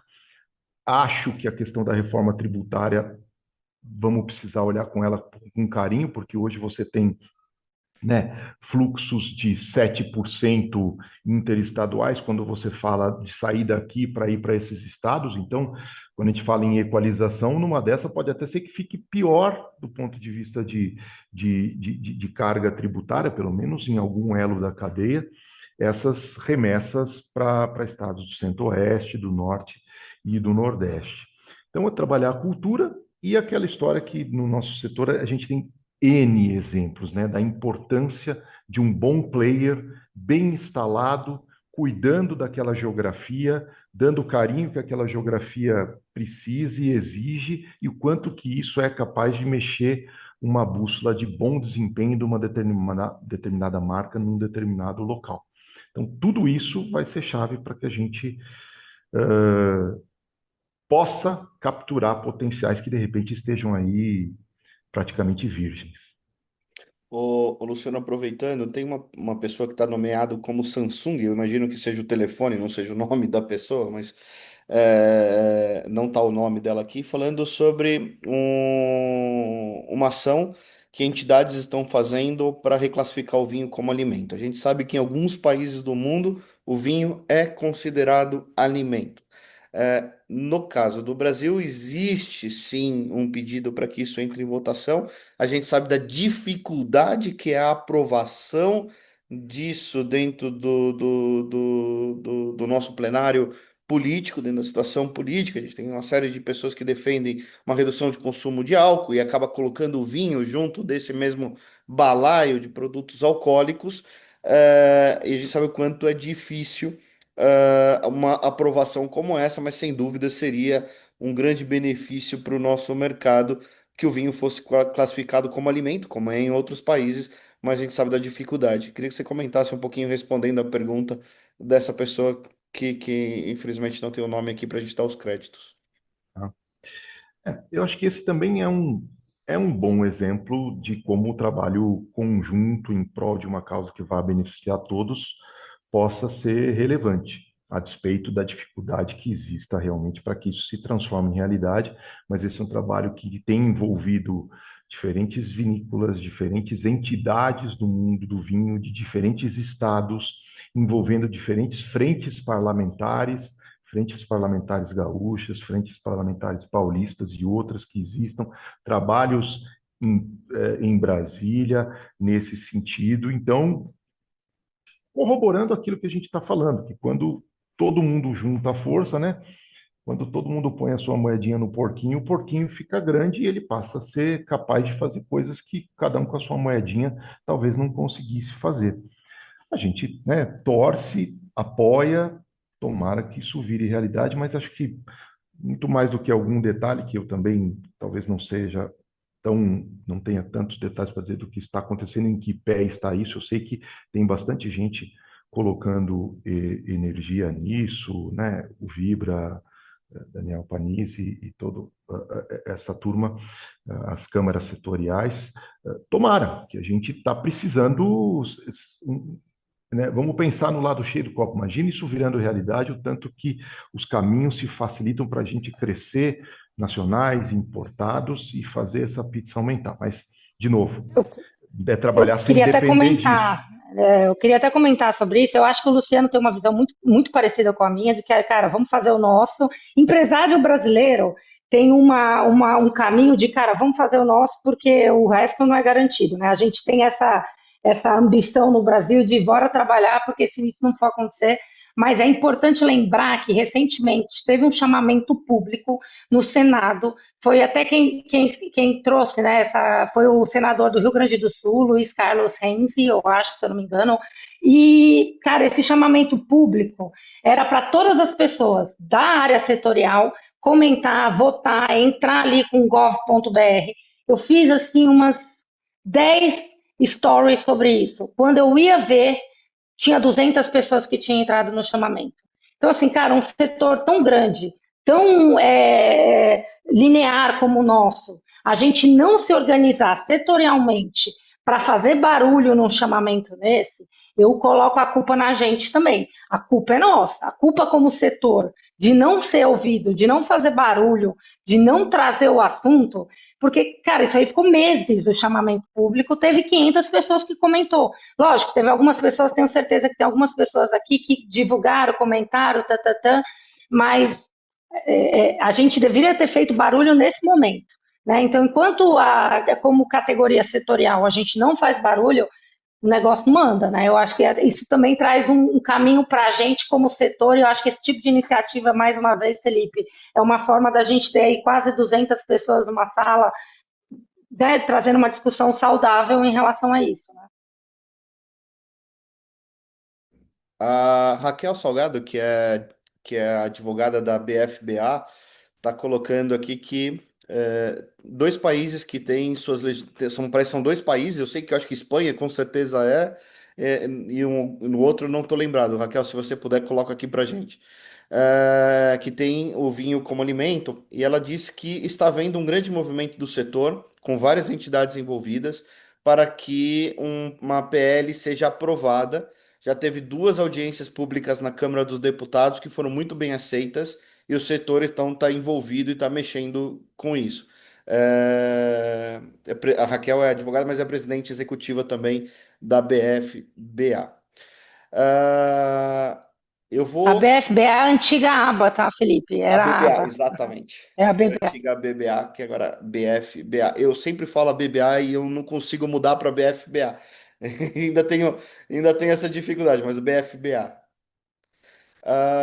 Bom, vamos lá. Eu vou colocar agora uns temas que são tendências para o próximo ano, e aí eu queria o comentário de vocês sobre esses temas para a gente já ir caminhando para o fim do webinar. A gente já passou de 1 hora e vocês também têm compromissos e tudo mais, então a gente já vai indo para o final.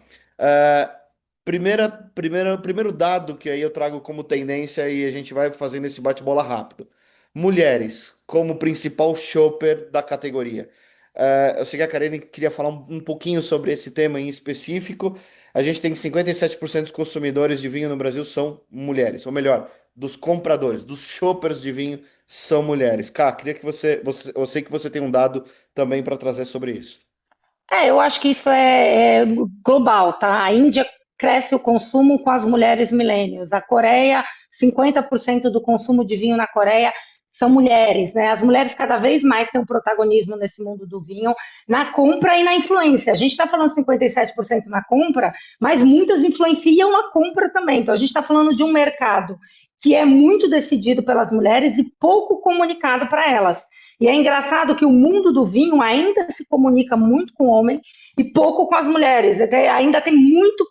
Não estou dizendo que deve ser diferente ou não, mas eu acho que eu acho que tem uma questão de onde você vai comunicar, qual que é o cross-marketing que você vai fazer, onde essas mulheres estão, né? E eu sei também que o Felipe em breve vai lançar aí uma iniciativa bem interessante no mercado aí solidário que pode falar disso, mas qual o cross-marketing que a gente pode fazer de marcas que as mulheres consomem vezes o vinho, né? E a gente ainda vê coisas muito ligadas no universo masculino para quem decide a compra hoje são as mulheres, né? Como a gente tem falado que o crescimento maior do mercado vem dos espumantes e dos brancos, nessas categorias as mulheres chegam a 60% como decisores de compra. Esse crescimento das mulheres, na tua opinião, também tem influenciado o crescimento dessas categorias?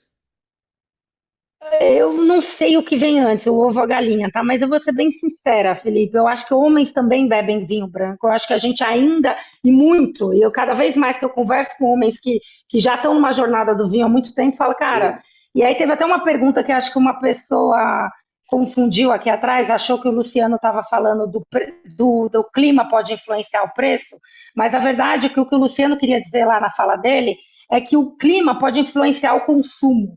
E assim, gente, a gente está bebendo mais branco, mais espumante, porque está mais quente. O inverno quase não aparece, né? Quando aparece é um ou outro dia. Veja o inverno do Brasil esse ano, assim, dias ensolarados. Eu acho que a gente colocar o consumo do branco e do espumante só na mão da mulher ainda reforça um preconceito de gênero, de que vinho tinto é para homem e de branco espumante é para mulher, e isso atrapalha o mercado como um todo, porque a verdade é que as mulheres tomam todos os vinhos e os homens tomam todos os vinhos, e eu acho que o reforçamento tem que estar nisso. A gente está bebendo mais branco espumante porque está mais quente. E porque a gente, aí eu vou falar como mulher, a gente não tem tanto medo do preconceito, porque a gente já está acostumado a comprar branco e espumante, mas eu me pergunto, será que não tem homem que não compra branco ainda enviesado no preconceito de que branco é para mulher?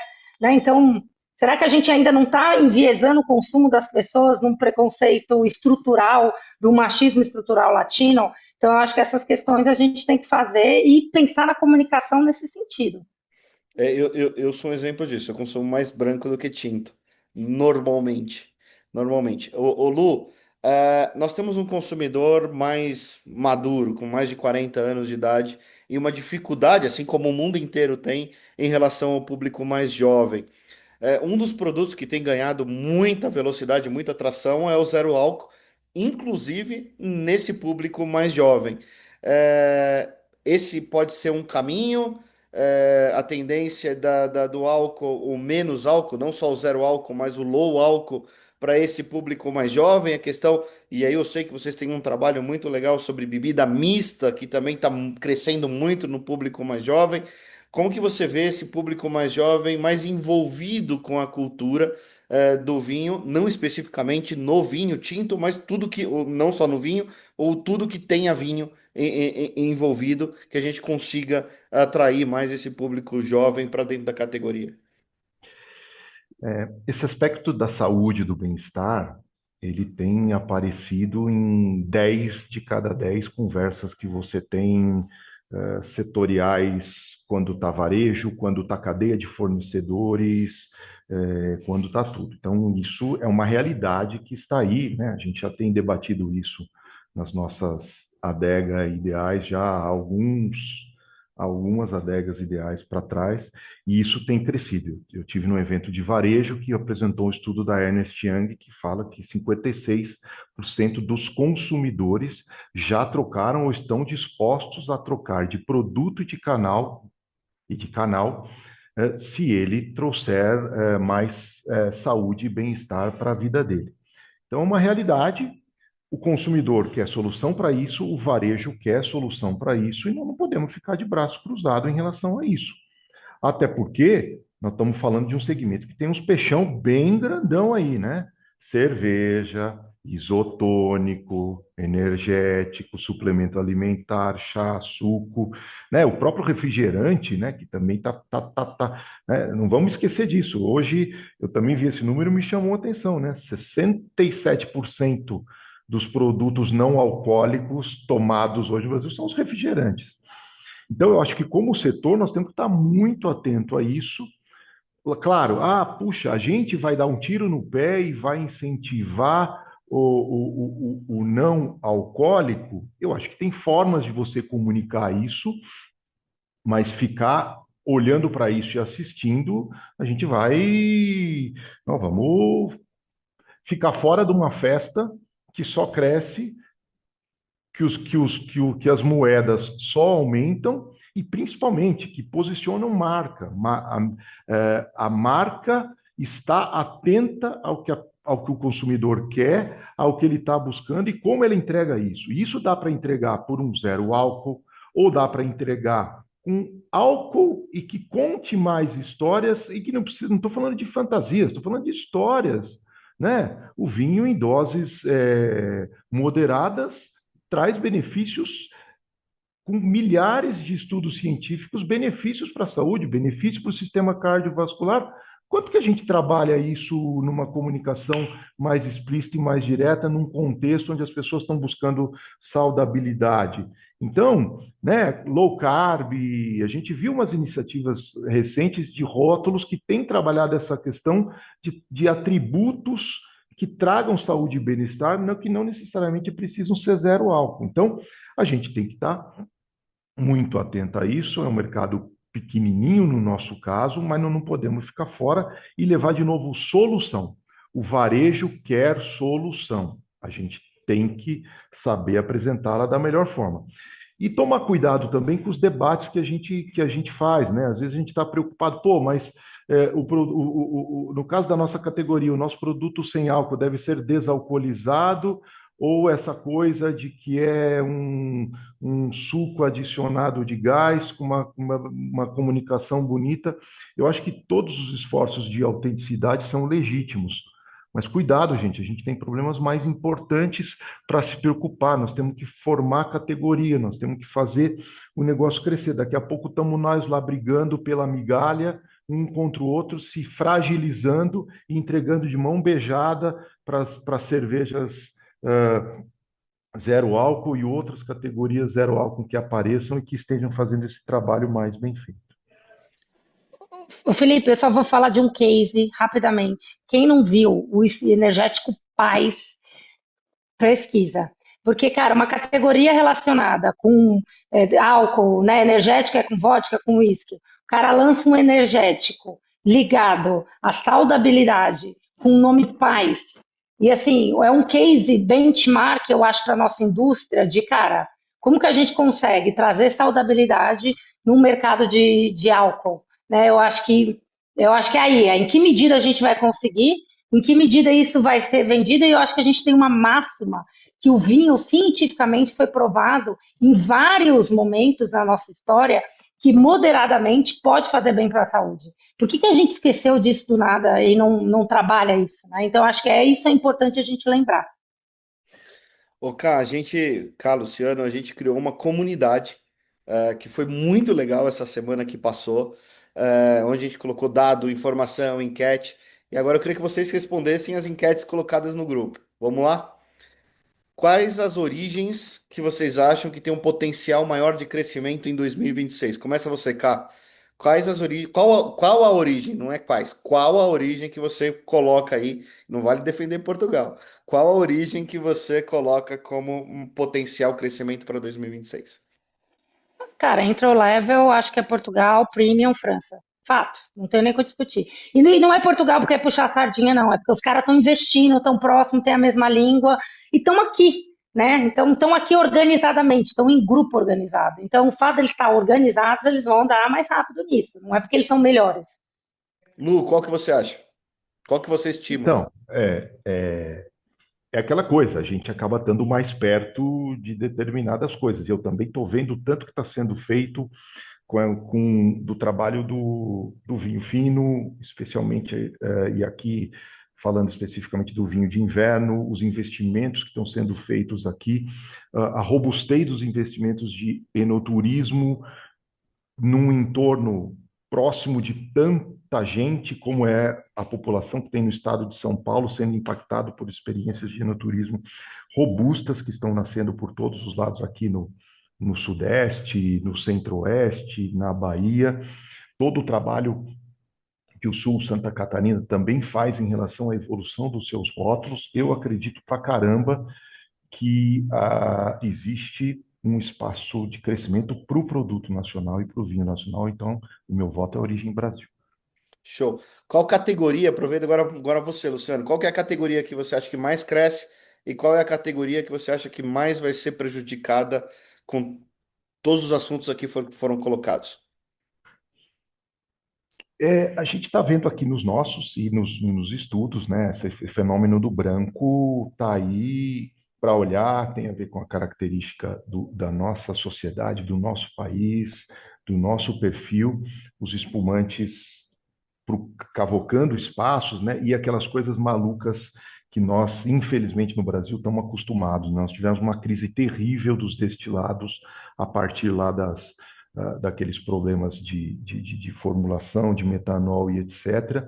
E, de repente, o espumante foi um produto que ocupou esse espaço de maneira contundente. Tenho colegas gaúchos com bons problemas de não ter disponibilidade de estoque para atender demanda. Então, está aí mais um sinal de que, ao menor estímulo, por pior que seja, né? Deus o livre falar estímulo, algo que tenha custado vidas de pessoas, mas ao melhor chacoalhão, vem lá o vinho, vem o espumante e ocupando esse espaço. Então, para mim, o vinho branco e o espumante certamente tem muito potencial para isso, e é um ano de desafio, né? Seguimos na tendência do desafio socioeconômico, político, então os produtos de menos valor agregado, que são sacrificados em contextos mais desafiadores da economia, eles tendem a sofrer um pouco mais. Nós que estamos nesse meio temos que arregaçar a manga mais do que nunca para fazer isso deixar de ser verdade, mas a vida vai ser dura nesse segmento. Eu branco e espumante, Felipe, mas só para comentar e adicionar aqui, eu acho que concordo com o Luciano que espumante tem um espaço interessante aqui dentro do Brasil, mas saiu na Managers essa semana o breakdown que espumante está tendo no mundo. Né? A nossa visão, eu sempre falo, gente, uma coisa é o Brasil, outra coisa é o mundo. No mundo, o espumante caiu no último ano de forma bem singela, ali menos de 1%, mas os críticos aí globais já estão discutindo, será que a gente chegou num topo para o crescimento de espumantes globalmente falando? E é óbvio, né? Eu acho que talvez o Brasil não está dentro dessa conta de forma tão... porque a gente ainda produz muito, e talvez eles não estão vendo a gente como uma origem importante para isso, né? Só 20% do espumante é importado. Mas eu acho que sim, que tem muita chance de espumante branco ser as categorias da frente, para frente, né? Show de bola. Vou chamar o Lucas agora para fazer só uma conclusão de produto final aqui da Ideal e a gente volta para fazer a nossa conclusão e se despedir de todo mundo. Lucas, tá contigo. Vamos lá. E tem bastante pergunta ali, ó. Tem algumas perguntas que são interessantes. Daqui a pouco a gente aborda elas também. Mas esse ponto dos brancos, da crescente, a gente percebe nesse último material que a gente realizou da Ideal, com a projeção de 2026, que todo mundo vê o mercado brasileiro com uma miragem, né? A gente anuncia ali que o mercado subiu 8% do preço médio retail, o mercado cresceu 4%, e parece para todo mundo que vai tudo bem. Mas quando a gente começa a abrir esse número, dissecar esse número dentro do material, a gente às vezes revela uma verdade que incomoda muita gente, né? E a gente mostrou nesse último material que nós não estamos vendendo mais caro porque o mercado melhorou, mas porque a classe C diminuiu a sua compra e o mix de produto está mudando. E isso é muito interessante porque a gente consegue dominar nossas forças e ter um plano estratégico melhor. E o ideal BI 360 permite que você veja essas estratégias com antecedência e para de realmente ir lá no feeling e ficar com os dados analíticos. E hoje em dia, trazer um container errado afeta a rentabilidade, afeta a produção, afeta a dificuldade em fazer essas vendas. Então, nós estamos aqui para isso, para ajudar vocês. Ô, Lucas, e você tá com uma oferta especial aí pro pessoal que tá participando, né? Pro 360. Fala aí. Opa, nós estamos com a oferta. O 360 hoje ele custa R$ 12.000 no ano, tá? E hoje a gente está fazendo uma oferta de Black Friday de dezembro. Ô Felipe, você consegue colocar eu para adicionar a tela aqui? Consigo. Eu tô tentando ver como que eu faço isso, Luquinha. Que eu, na parte da tecnologia, eu falei na aula. Mas vai fazer o seguinte, eu vou mandar a falta aqui pro pessoal no chat. Isso, manda foto, pessoal. Então nós estamos até o final do ano aí com a promoção. Vamos ter duas promoções. Até o final dessa semana, em vez de você pagar R$ 12.000 nesse material, que vai ser atualizado mensalmente, o raio-x do mercado, perfil de shopper, tudo isso que nós conversamos aqui hoje, ele está saindo por apenas 4.990. E esse valor você pode parcelar pelo cartão de crédito em 4 vezes sem juros. Esse é o valor do plano anual. Então, você vai ter 12 relatórios completos para você definir a sua estratégia, tanto de 2026 até 2027. Manda você. E também nós temos, aí quem não fechar essa semana, aí vai perdendo as oportunidades, né? E aí, o preço sobe para 4.490, também parcela até em 4 vezes sem juros. E com isso vocês conseguem ter o mesmo benefício de ter 12 relatórios estratégicos para ficar melhor, para decidir melhor a sua abordagem no ano de 2026 e 2027. Então vamos lá, Lucas. São R$ 4.999 por ano. Até sexta-feira. Isso, Até por ano. sexta-feira, quem fechar, você tem um desconto incrível aí para R$ 5.000 por ano. Então, quem é importador, quem é distribuidor, quem tem trade, que quer ter acesso a esses dados mais gerais do mercado brasileiro, esses dados mais táticos, você pode ter uma oportunidade agora aqui de adquirir esse material de forma com desconto bastante agressivo. E para fazer a contratação, tem que fazer a reunião com você, né, Lucas? Você vai mandar Exato. aí uma agenda para o pessoal participar, certo? Exato, eu vou mandar aqui no nosso chat uma agenda. Vocês mesmos podem ir lá, agendar a reunião de vocês para a gente conversar, para ver a melhor necessidade, o melhor plano e fechar antes de que acabe a promoção, né? Boa. Bom, tanto o Luciano quanto o Karine, a gente tem um trabalho bastante próximo já há bastante tempo. Podem falar um pouquinho também eu acho que a Karine é legal, depois o Luciano fala um pouquinho da importância da Ideal aí, cá. Bom, se é ideal, eu não trabalho, né? É número, é vida, assim, eu acho que os números não mentem. Quem me conhece, quem me segue no Instagram, @Cavilela, eu sou viciada em números, porque eu acho que é um direcionamento muito claro, de onde a gente vai, por que vai, o que vende, o que não vende, quem comprou, quem não comprou, que estado comprou o quê, né? Estava até respondendo algumas perguntas aqui, e perguntas muito interessantes, que se você tem um número, você consegue tomar decisões um pouco mais assertivas, né? Eu acho que ser um vendedor ou um comprador informado, você tem poder, né? Informação é poder, e eu acho que os números que a Ideal me traz é ter realmente um poder de negociação muito maior quando eu estou com meus clientes em falar, cara, mas você vendeu isso por tanto tempo, faz todo sentido você comprar isso. né? Então, acho que essa informação é muito, muito boa. Queria agradecer ao Felipe pelo convite, aí, pela oportunidade de dividir aqui. Eu não sei se a gente já está se despedindo ou não, mas eu estou aqui já agradecer o convite de estar aqui junto com vocês e vou tentar aqui responder algumas perguntas enquanto isso. Lu, faz a tua conclusão e você conhece a Ideal desde o início também, dos projetos que a gente participa. Uhum. Sei que a gente é um parceiro de longa data. Isso aí. Espero continuar sendo para sempre, mas fala um pouquinho da Ideal e faz a tua conclusão também, por favor. Tá bom. Bom, faço minhas as palavras da Karine. A gente não toma nenhuma decisão estratégica sem um embasamento firme de fatos e dados. Então, ter números para isso é fundamental e a Ideal tem provido isso ao longo desse tempo. Mas mais do que isso, e aí eu falo com a tranquilidade de quem já atuou em outras indústrias, de outros segmentos e que, por sua vez, também tinha acesso.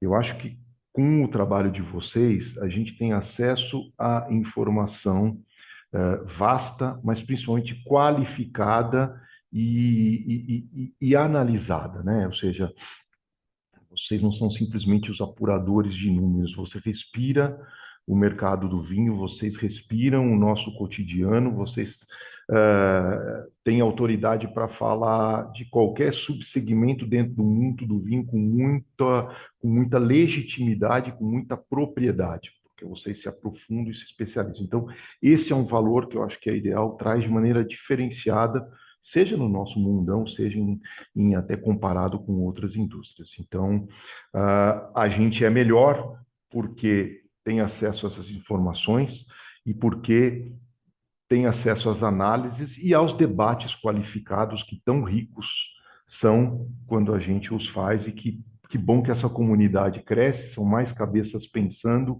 mais conclusões sendo chegadas, mais ideias aparecendo e termino falando daquilo que eu falei. Nós só seremos relevantes quanto mais unidos estivermos no propósito comum, né? Que a gente una esforços para fazer o segmento crescer.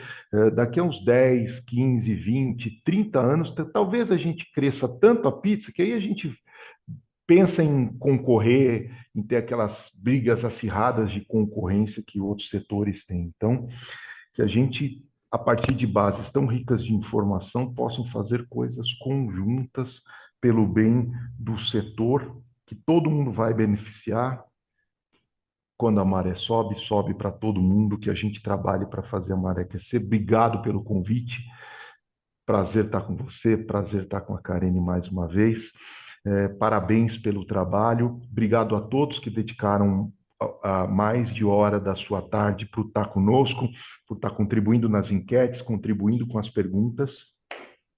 Eu estou lá também no Instagram e tal, @lulopreto, que não dê para responder aqui, a gente está à disposição.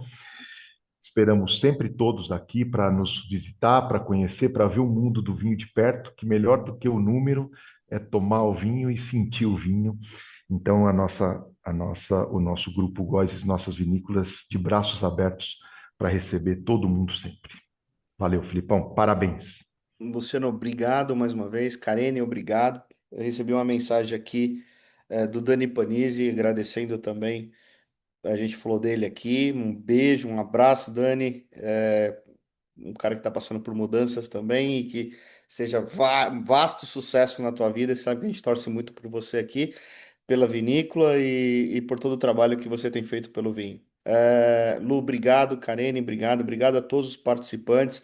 Vou ficar mais um tempinho aqui respondendo também as perguntas, mas para concluir, eu acho que a gente discutiu alguns pontos importantes, pensando no planejamento estratégico para os próximos anos. Então, nós discutimos sobre pressão de oferta, mudança do acordo União Europeia-Mercosul, falamos de reforma tributária, falamos de tendência, falamos de origem, falamos de condição de rentabilidade, preocupação com a rentabilidade.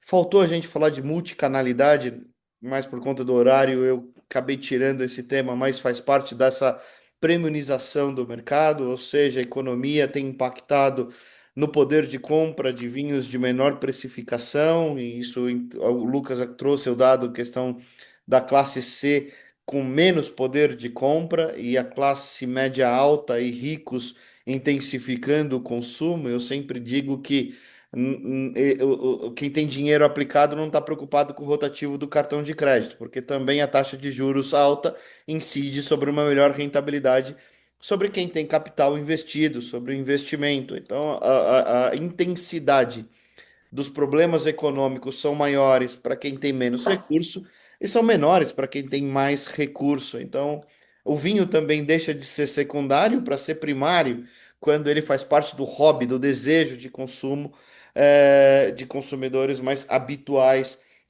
de vinhos de valor agregado, faz parte do cotidiano, da rotina dessas pessoas.